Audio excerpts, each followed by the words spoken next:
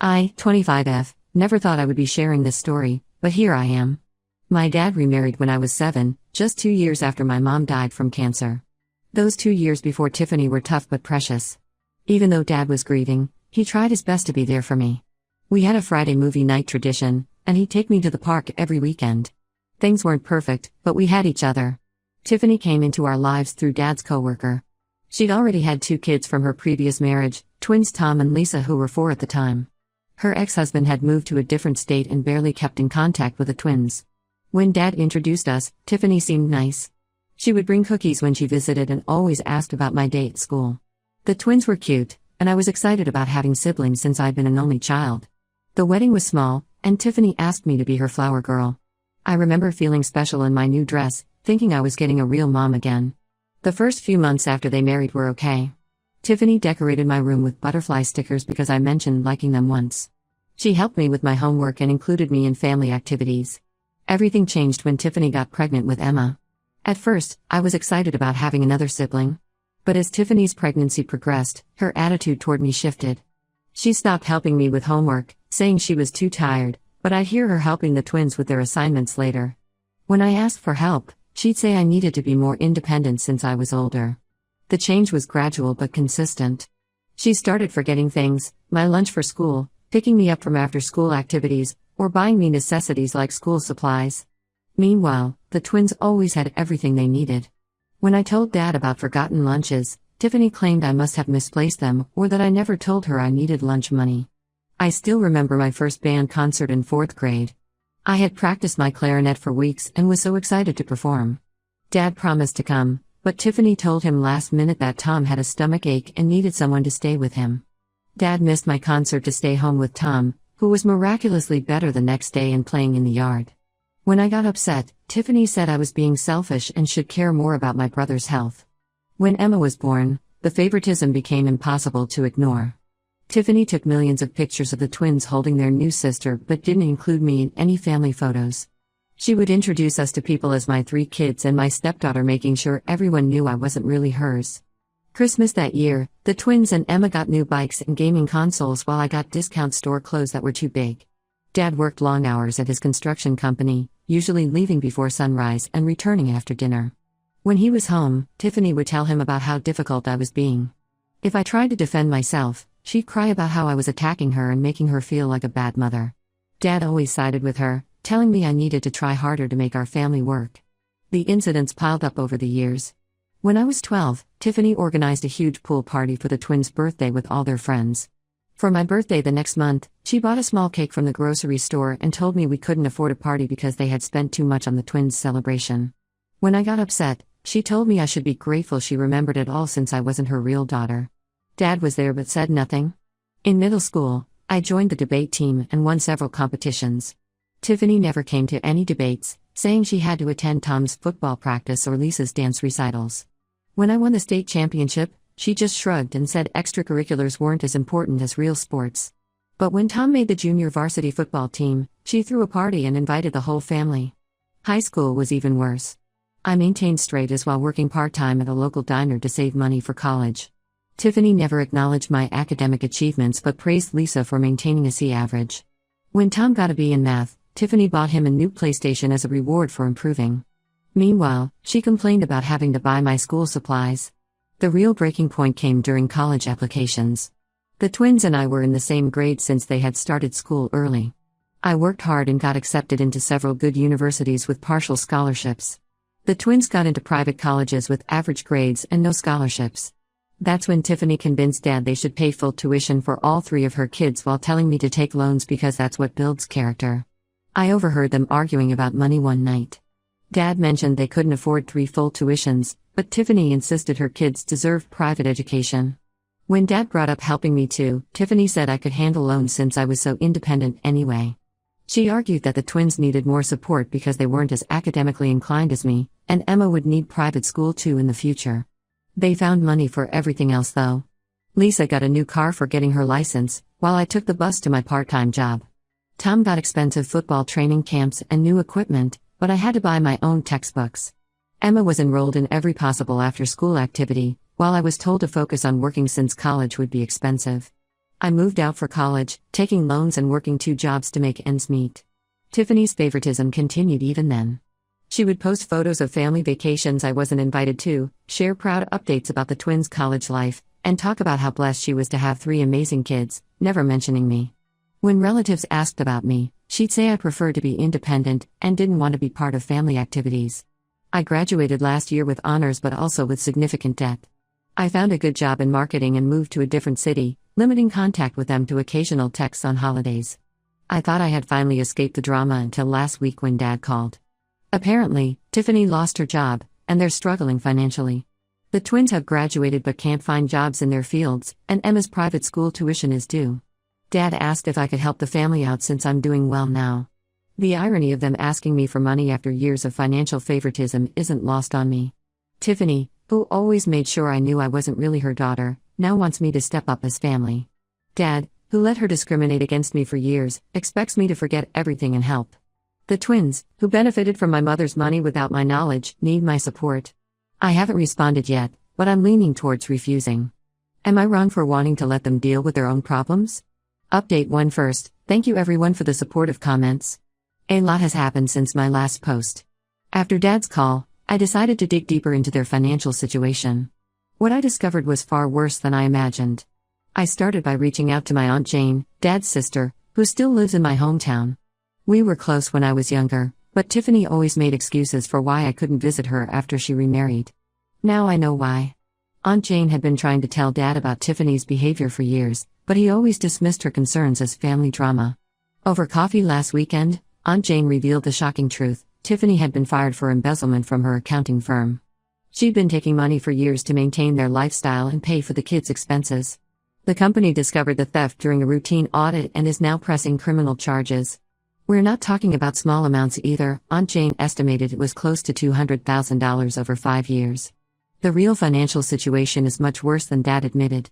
They're not just struggling, they're facing potential bankruptcy. The twins moved back home because they couldn't afford their apartment rents, despite working retail jobs. Emma might have to leave her prestigious private school where Tiffany bragged about paying $30,000 a year in tuition. They're behind on their mortgage payments, and Tiffany needs money for legal fees. But what really knocked the wind out of me was what Aunt Jane revealed next. When Mom died, she left a substantial college fund for me. I had no idea this existed. Tiffany convinced Dad to use that money for the twins' college instead, claiming that since I was getting a partial scholarship, I didn't need it as much. They never told me about this fund. I took out loans and worked multiple jobs to pay for college, while my own mother's money paid for my step-siblings' education. I spent several days processing this information before I confronted Dad over the phone. At first, he tried to deny everything. When I mentioned Aunt Jane had shown me Mom's will, he broke down. Through his tears, he admitted everything: how they used my college fund, how Tiffany had been stealing to maintain appearances, how the twins had actually dropped out of college after 2 years but they kept paying their tuition, which the twins spent on traveling and shopping. The revelations kept coming. The twins knew about my college fund the whole time. They knew they were spending my inheritance while I worked as a waitress and took out loans. Tiffany had convinced them they deserved it more since their own father had abandoned them. The expensive spring break trips they posted about on social media, making sure I saw their luxurious vacations while I worked double shifts. That was my money. Tiffany got on the phone after Dad's confession.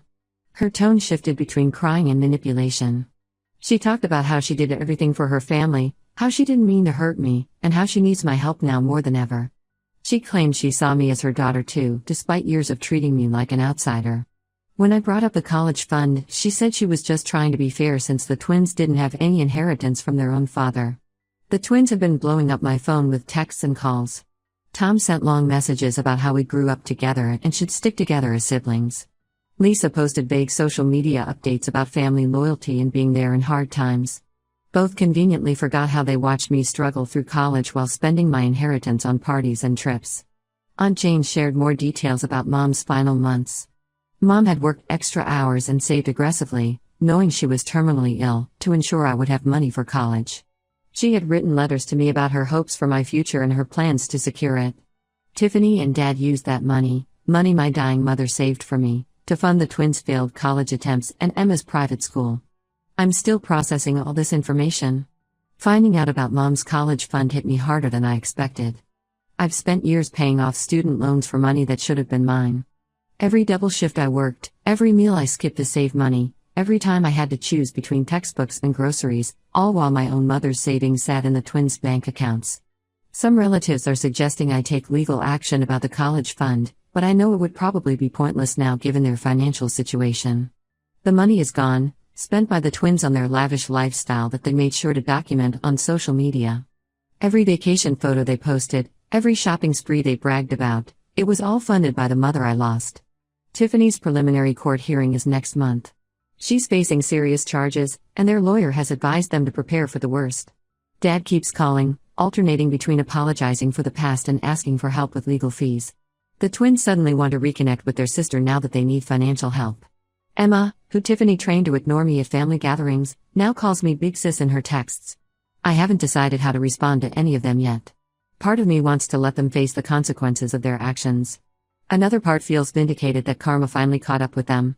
The hardest part is processing Dad's role in all this, how he let Tiffany steal not just my present, but also the final gift my mother left for me.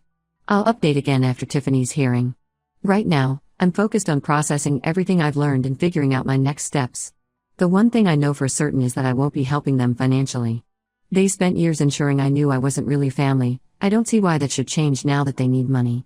Update 2: Things have escalated significantly since my last update. After discovering the truth about my college fund, I consulted a lawyer friend who specializes in estate law. While pursuing legal action for the college fund might be difficult given the time passed, she suggested looking into other aspects of Mom's will. What we found made my blood boil. Tiffany and Dad hadn't just taken my college fund. They had liquidated several other assets Mom left specifically for me, including savings bonds that were supposed to mature for my future and a small rental property that could have provided steady income. Everything was sold or transferred shortly after Tiffany entered the picture. All of it went to fund their lifestyle and their kids' expenses. My lawyer is helping me build a case. While recovering the money might be challenging, she believes we can prove fraudulent handling of my inheritance. Tiffany's embezzlement charges actually help our case. It shows a pattern of financial misconduct. We're gathering documentation from banks, property records, and Mom's old financial advisors. More relatives have started reaching out since word spread about Tiffany's legal troubles and our investigation. My mom's best friend, Karen, found old letters where Mom wrote about her plans for my future. She had meticulously planned everything: the college fund, the bonds, the property, all carefully chosen to secure my future even though she wouldn't be there. Reading these letters destroyed me.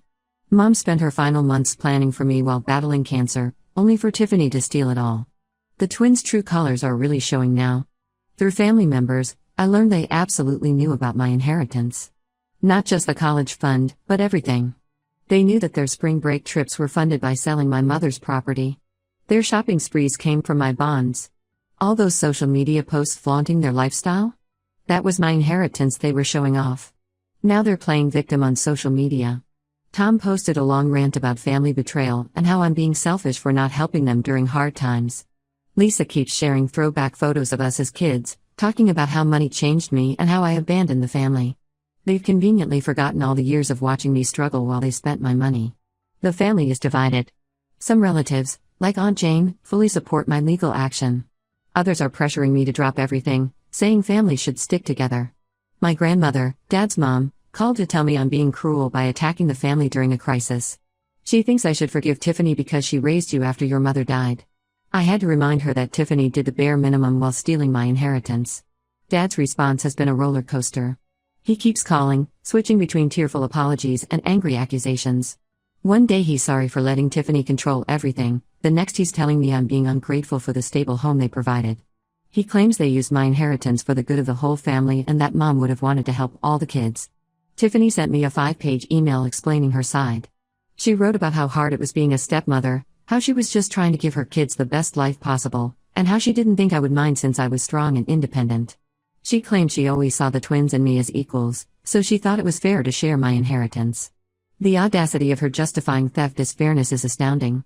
Emma, who's now 13, messaged me on Instagram. She said she misses her big sister and doesn't understand why I'm making things harder for everyone. It's clear Tiffany and the twins have been feeding her their version of events. They're using a teenager to guilt-trip me, which shows they haven't changed at all.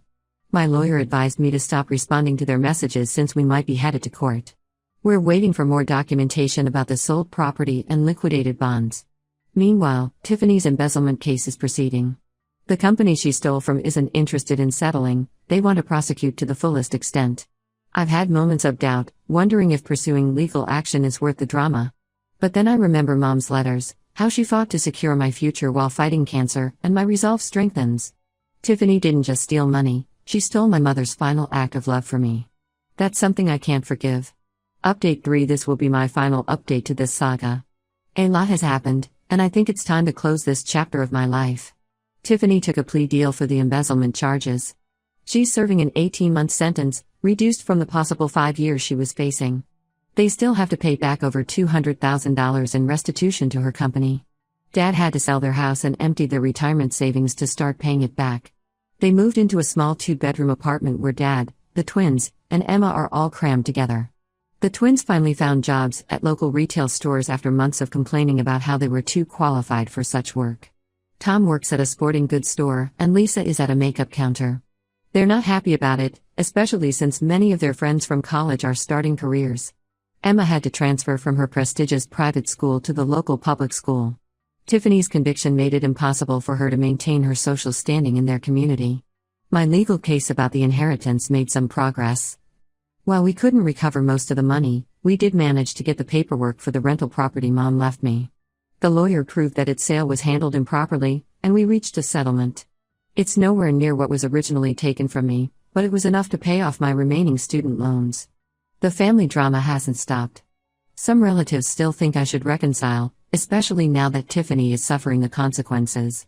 My grandmother sent a long letter about forgiveness and how family should come first. She doesn't seem to understand that they stopped treating me like family long before I stopped seeing them that way. Dad's latest message was about how I'm punishing them too harshly and how Mom would want me to forgive them. He seems to forget that Mom wanted me to have an education and financial security, not watch while her savings paid for my step-siblings' luxuries. Tiffany's side of the family, who once ignored me at gatherings, now call constantly asking me to be the bigger person. The twins tried to paint themselves as victims on social media, sharing posts about toxic family members and betrayal. They conveniently leave out the part where they spent my inheritance on vacations and shopping sprees. Lisa even had the nerve to message me asking if I could help her get a job at my company. I blocked them both. Emma sends occasional messages saying she misses me. While I feel bad for her, I know she's being used as a pawn to manipulate me. Tiffany and the twins have poisoned her perspective of the situation, making me out to be the villain who abandoned the family in their time of need. I've built my own life now. Got promoted at work to senior marketing manager, bought my own condo, and surrounded myself with people who value me. My real friends have been incredibly supportive throughout this whole ordeal. Sometimes I think about the life I could have had with Mom's inheritance, graduating without debt, starting my career without the stress of loan payments, maybe even running that rental property as passive income. But I'm proud of what I've achieved on my own. Last week, I visited Mom's grave for the first time in years. I told her everything that happened and promised to live the life she wanted for me, even if it's not exactly the way she planned it. Their karma caught up with them, and I feel no obligation to help fix their self-created problems. Some family members call me cold for this stance, but I've learned that real family doesn't steal from you and then expect forgiveness when they get caught. So that's it. No happy reconciliation, no forgiveness arc, just me moving forward with my life while they deal with the consequences of their choices. Sometimes the best family is the one you choose for yourself.